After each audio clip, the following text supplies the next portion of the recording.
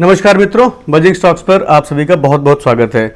हर सप्ताह की तरह आज भी मैं आप सबके बीच हाजिर हूं दो ब्रेकआउट स्टॉक्स को लेकर, जिनमें आने वाले दिन में हमें मोमेंटम देखने को मिल सकता है। तो अभी जैसा कि आप देख रहे होंगे कि मार्केट अपने ऑल टाइम हाई पे चल रहा है, 19,200 को टच करके आया है और काफ़ी सारे स्टॉक्स आज मैं देख रहा था तो बहुत सारे इंटरेस्टिंग स्टॉक्स मुझे देखने को मिले। तो आज की वीडियो में मैं उन दो स्टॉक्स की बात करूंगा ही करूंगा जिनकी मैं जिस तरह के दो ब्रेकआउट स्टॉक्स की बात मैं करता हूं। साथ ही साथ मैं दो चार स्टॉक्स और करूंगा के बारे में डिस्कस करूंगा जो मुझे काफ़ी इंटरेस्टिंग दिखे, तो मुझे लगा कि उनको भी इंक्लूड करना चाहिए। तो आइए चलते हैं और शुरू करते हैं। तो दोस्तों, अगर चैनल पर अगर आप नए हैं तो चैनल को सब्सक्राइब कर सकते हैं, वीडियो को लाइक कर सकते हैं।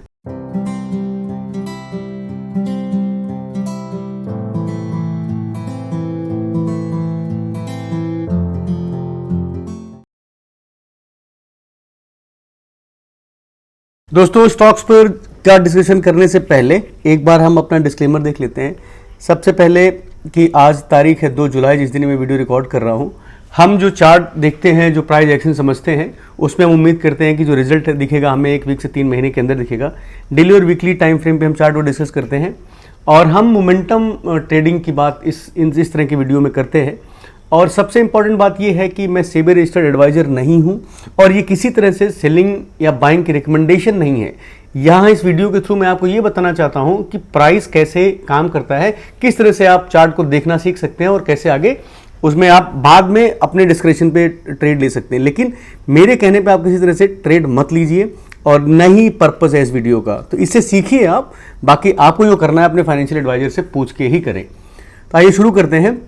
लास्ट वीक हमने जो दो स्टॉक डिस्कस किए थे उनमें कैसा मोमेंटम रहा। तो 25 जून को जो मैंने दो स्टॉक से बात करी थी, उनमें पहला स्टॉक था हमारा मेदांता को हमने 661 पे डिस्कस किया था। हाई इसमें लगा है 678 का और करंट मार्केट प्राइस 659 चल रहा है, तो 2.5% के आसपास स्टॉक ऊपर गया। तो अगर आप देखें तो सिर्फ 4 दिन ट्रेड हुआ है और चूंकि हम 1 वीक से 3 महीने की बात करते हैं तो अभी ऐसा कुछ भी स्ट्रक्चर में कोई खराबी नहीं आई है और स्टॉक अभी भी अपने अप ट्रेंड में है, तो there is no problem in the stock.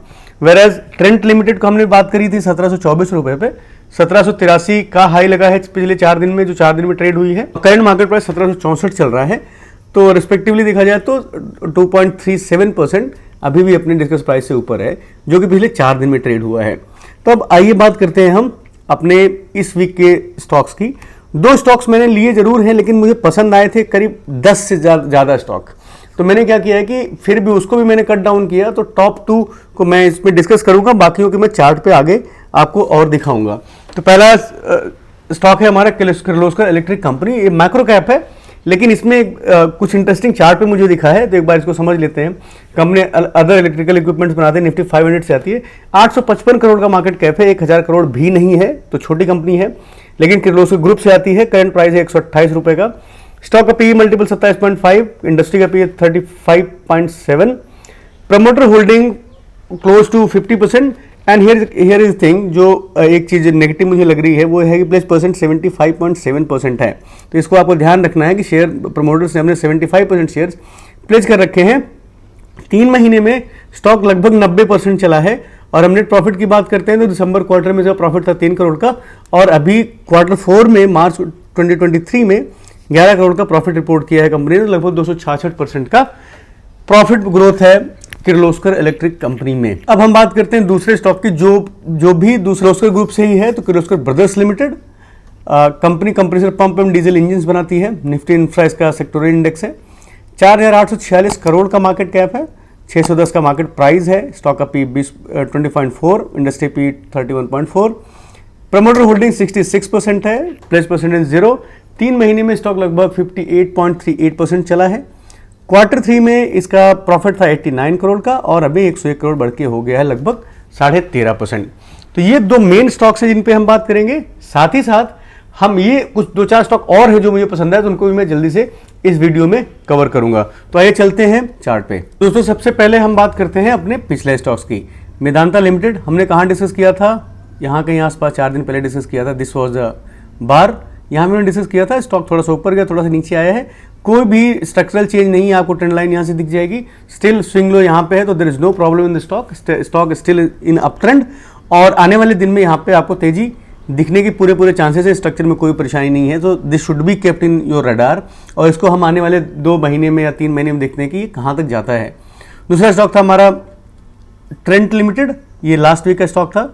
हमने यहाँ कहीं डिस्कस किया था, दिस वॉज द एरिया, मैंने बोला था कि ये एंट्री है इंस्टीट्यूशंस की, यहाँ पे होल्ड कर रहा है तो ऊपर जाना चाहिए। तो आप देखें तो एक्सपेक्टेशन थी हमारी ऊपर जाने की, स्टॉक ऊपर गया है 4 दिन में, लेकिन 4 दिन में जब स्विंग ट्रेडिंग कर रहे हैं आप, तो ऐसा नहीं कि हर स्टॉक, जैसे मैंने बोला कि हमेशा 20% ही चले, थोड़ा रुक के चलेगा। तो इसको जो है अपने वॉच लिस्ट में अभी भी रखना ही है, इसको ऑब्जर्व करते रहना है, देखते रहना है। हम बात करते हैं अपने स्टॉक की, जो था हमारा किर्लोस्कर इलेक्ट्रिक।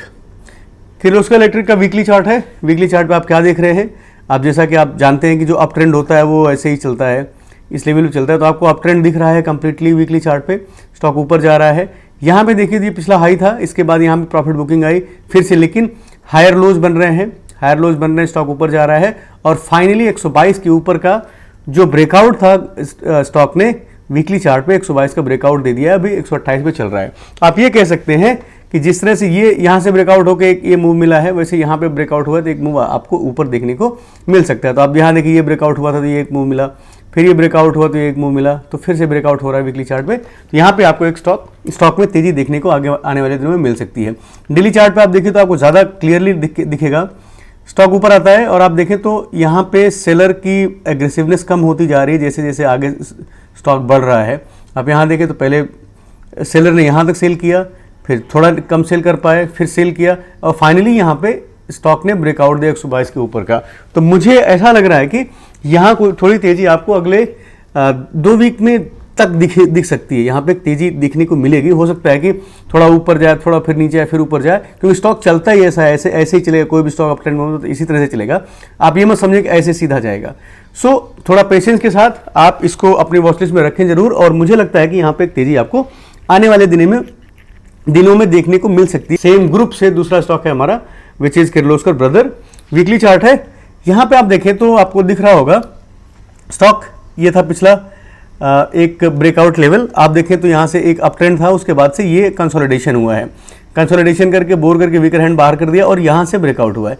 ब्रेकआउट के बाद से फॉलो अप हो रहा है, तो फॉलो अप में आप देखें तो हर बार एक पॉज बार बन रही है, हर बार ऊपर जा रहा है। हर वीक क्या हो रहा है, ऊपर गया है, फिर ये इनसाइड बार बन रही है, फिर ऊपर जा रहा है, फिर इनसाइड बार बन रही है, फिर ऊपर जा रहा है, फिर इनसाइड बार बन रही है, राइट। तो इसका मतलब ये है कि अभी इसमें कंप्लीट अप ट्रेंड है वीकली चार्ट पे, और आप देखें तो एक बार भी इसके नीचे नहीं क्लोज हुआ है। तो वीकली चार्ट में मैं कह सकता हूँ किर्लोस्कर ब्रदर्स में आने वाले दिन में एक तेजी आपको दिख सकती है इस तरह की। तो ये ब्रेकआउट लेवल था, ब्रेकआउट के बाद आप देखें तो हर बार इनसाइड बार बन रही है वीकली चार्ट पे। So I am finding this stock interesting on the weekly chart. Now let's go and look at the daily.